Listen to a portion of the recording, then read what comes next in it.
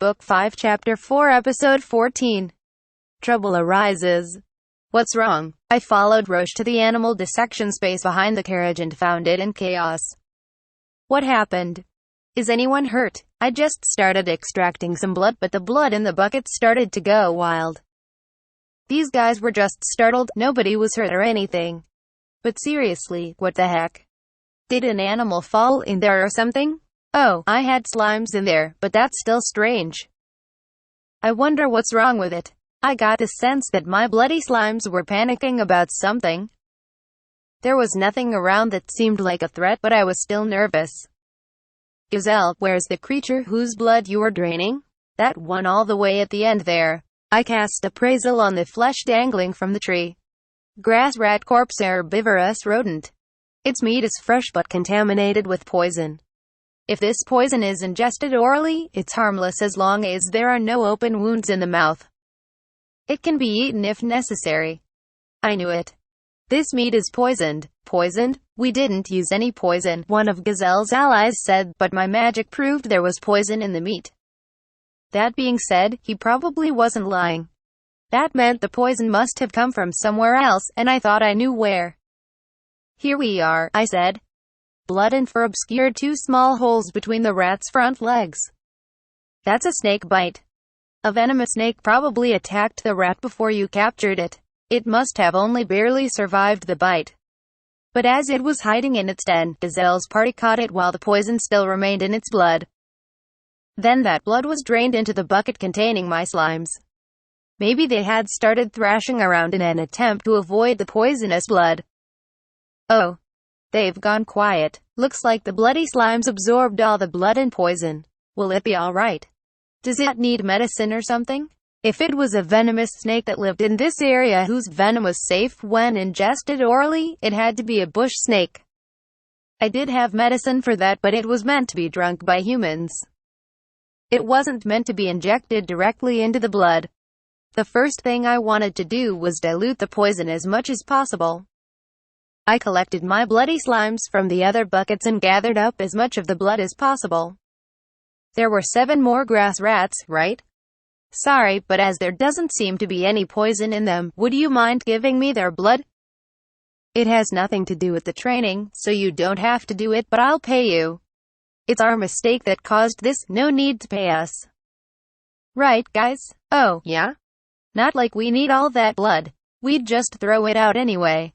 Thanks. I quickly checked the other 7 rats, then poured their blood into the bucket. Hopefully this'll thin out the poison a bit. And if it doesn't, it'll still be nutrients for the bloody slimes. The bloody slimes were suffering, but I wouldn't say they were in danger. The bush snake poison was weak, and the bloody slimes had resistance to poison.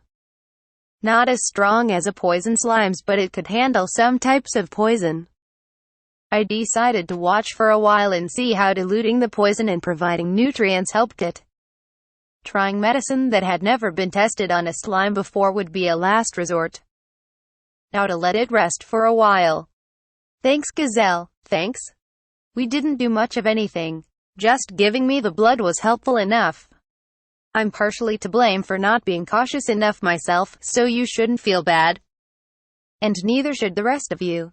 The other 3 boys were nice enough to respond, but sounded uncomfortable. Roche went behind them and patted them on the back. Might be hard not to feel bad, but feeling bad won't change anything. Instead of just getting depressed, try to reflect on your mistakes so you can do better next time. You agree, right, Raya? Right. Thankfully this poison was safe to ingest orally anyway, but they could have eaten the meat without knowing it was poison at all. If it happened to be dangerous to digest, that would have spelled their doom. Listen, when people start getting used to something, they slack off and make more mistakes. For adventurers, those mistakes can be lethal. I know hunting's your specialty, but take this opportunity to brush up on the fundamentals. Okay, the kids said. Then get back to work. Ryoma, I don't know much about curing slimes, but tell me if there's anything I can do. I'll help however I can. Us too. If I needed something, I decided to ask Roche or Gazelle's party first. It was early next morning, before the sun had even risen. Oh, time for the next shift. Yeah, thanks. I'll swap out then. I was holding a pot containing my bloody slimes under one arm, keeping an eye on it as I got my work done. Eventually, the team for the next shift gathered around. I heard your slimes consumed poison. How are they? They've calmed down quite a lot. Thank you. I was on guard duty, but all the teachers and students who knew the situation were pretty accommodating to make it easier to care for my slimes. So while I was technically on guard duty, I was permitted to hunt for animals near the campsite and give their blood to the bloody slimes. Thanks to that, they seemed to have gotten past the worst of the poisoning. They were still in a weakened state but no longer seemed to be in pain like they were immediately after consuming the poison. Their recovery was even faster than I expected.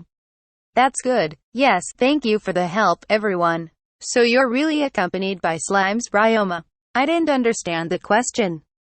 I would have guessed he was wondering why I kept such weak monsters with me, but judging by his tone of voice, that didn't seem to be the case. What, do you not know what people call you? When you talk about the adventurer accompanied by slimes, everyone in Gimel would know who you're talking about lately, I think. Really? I asked. You're pretty famous for your work at the abandoned mine and the weird shop you've got. There probably aren't as many people who know your name and face though. At first, I didn't know it was you either. But when people see your slimes, I think they can figure it out pretty quickly. I didn't even realize I'd gotten so famous around town. It made me feel kind of awkward, so I decided to end the conversation there to get some rest. Well, there's still tomorrow. Or later today, technically. Go get some sleep. Good night. I returned to my base, but I was so concerned about the health of my bloody slimes that I didn't feel the least bit sleepy. They were in a stable condition, so there shouldn't have been anything to worry about, but it had been a while since any of my non-poison slimes consumed poison. I fed poison grass to my slimes for my evolution experiments back in the day, but I let individual slimes pick out the food they liked, so they mostly just evolved without being harmed. This was the first time I'd given poison to a slime since the time I figured that out. That brought something to mind for me, so I cast Monster Appraisal on one of the bloody slimes that drank the poison. Bloody slime. Skills. Suck blood 5, deodorize 3, disease resistance 3, poison resistance 2, play dead 10, consume 2, absorb 4, split 1. Its suck blood and poison resistance levels had increased by 1. The former was a result of all the blood I had fed it, but for the latter, I was pretty sure that I hadn't fed it anything poisonous until now. There were no changes to its disease resistance level. Maybe it just stayed the same because its level was relatively high anyway, but there was something mixed into the blood I fed it.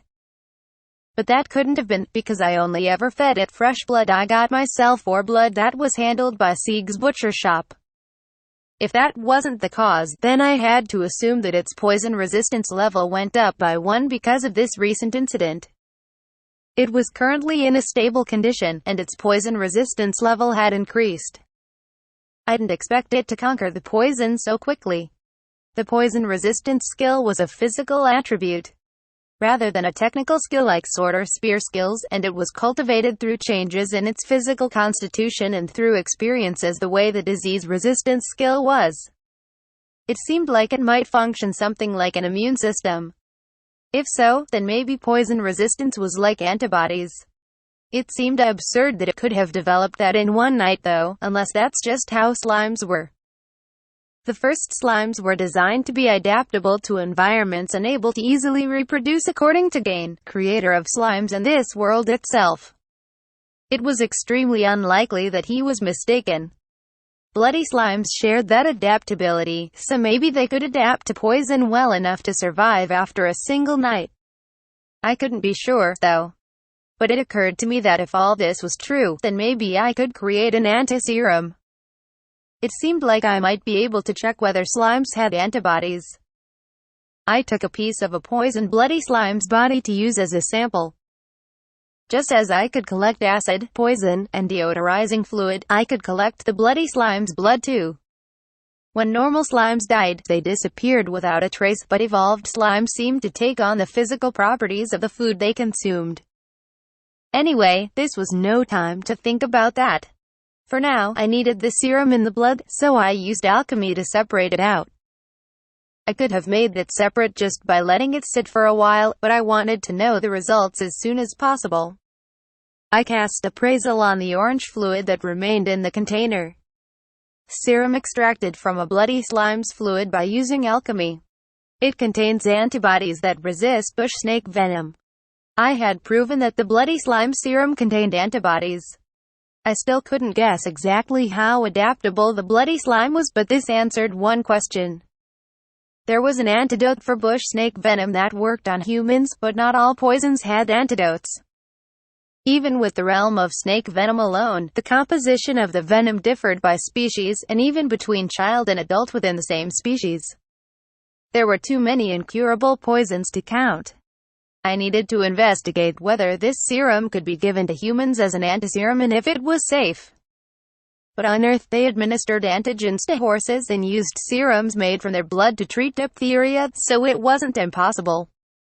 Best of all, this serum didn't cost anything to make. I also needed to think about how to preserve this in case of emergencies, but depending on the type of poison, I could make the serum quickly enough on the spot as long as I had the antibodies ready. If I obtained more bloody slimes in the future, then I could produce that much more serum too. It would be well worth preparing for such an eventuality just in case. But while I made use of a lot of my knowledge from Earth already, the invention of serums had a huge influence on the study of medicine on Earth. This was one time where I had to proceed with caution. I decided to conduct my research on serums in secret.